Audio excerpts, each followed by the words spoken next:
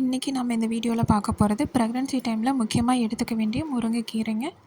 நமக்கு இது கிடைக்கும் போதெல்லாம் நல்லா க்ளீன் பண்ணிவிட்டு வாட்டரில் வாஷ் பண்ணி ஈரப்பதம் போகிற அளவுக்கு கொஞ்சம் உலர்த்திட்டு ஒரு கண்டெய்னரில் போட்டு ஃப்ரிட்ஜில் ஸ்டோர் பண்ணி வச்சுட்டோம் அப்படின்னா 2 to 3 வீக்ஸுக்கு நல்லா ஃப்ரெஷ்ஷாகவே இருக்குங்க.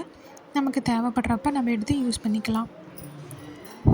இது டெய்லி பேசிஸில் நம்ம இன்டேக் பண்ணிட்டு வரும்போது நம்மளுடைய டைஜஸ்டிவ் சிஸ்டம் நல்லா இம்ப்ரூவ் பண்ணி ப்ளட் சுகர் லெவலை கம்மி பண்ணி கொடுக்குறது மட்டும் இல்லாமல் ஹீமோக்ளோபின் லெவலையும் நல்லா இன்க்ரீஸ் பண்ணி கொடுத்துருங்க. இவ்வளோ பெனிஃபிட்ஸ் இருக்க முருங்கைக்கீரை சூப் எப்படி பண்ணுறது பார்த்துடலாமா? ஒரு பாத்திரத்தில் தேவையான அளவு முருங்கைக்கீரை எடுத்துக்கோங்க. 6 சின்ன வெங்காயம், 2 பல் பூண்டு, 4 மிளகு, 1/4 ஸ்பூனுக்கு கம்மியாக ஜீரகம், இதை மட்டும் ஒரு இடிக்கல்லில் போட்டு நல்லா இடித்து எடுத்துகிட்டு வந்துடலாங்க. இப்போ இடித்து எடுத்துகிட்டு வந்ததை முருங்கைக்கீரையோடு சேர்த்துக்கலாம். ஒரு கொத்து கருவேப்பிலை, 1/2 ஸ்பூனுக்கு கம்மியாக மஞ்சள் தூள்,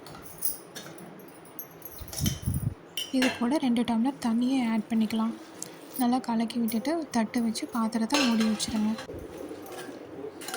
இது 5 to 7 மினிட்ஸ்லேயே சூப்பர் ரெடி ஆயிருங்க. 7 மினிட்ஸுக்கு அப்புறம் நம்ம தட்டை ஓப்பன் பண்ணி பார்த்தோம் அப்படின்னம்னா நம்ம சேர்த்த 2 டம்ளர் தண்ணி 1 டம்ளருக்கு கம்மியாக நல்லா சுண்டிருக்கும்.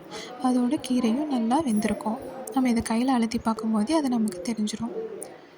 இதிலேருந்து வாட்டரை மட்டும் தனியாக எடுத்துகிட்டு கூட உப்பு சேர்த்து தேவைப்பட்டால் சேர்த்துக்கோங்க, தேவையில்லைன்னா அப்படியே குடிச்சிக்கலாங்க. அப்போவும் நல்லா டேஸ்ட்டாக இருக்கும். உப்பு சேர்த்து நம்ம டெய்லி பேசிஸில் குடிச்சிட்டு வரும்போது ஹீமோக்ளோபின் லெவல் நல்லாவே இன்க்ரீஸ் பண்ணி கொடுக்குங்க.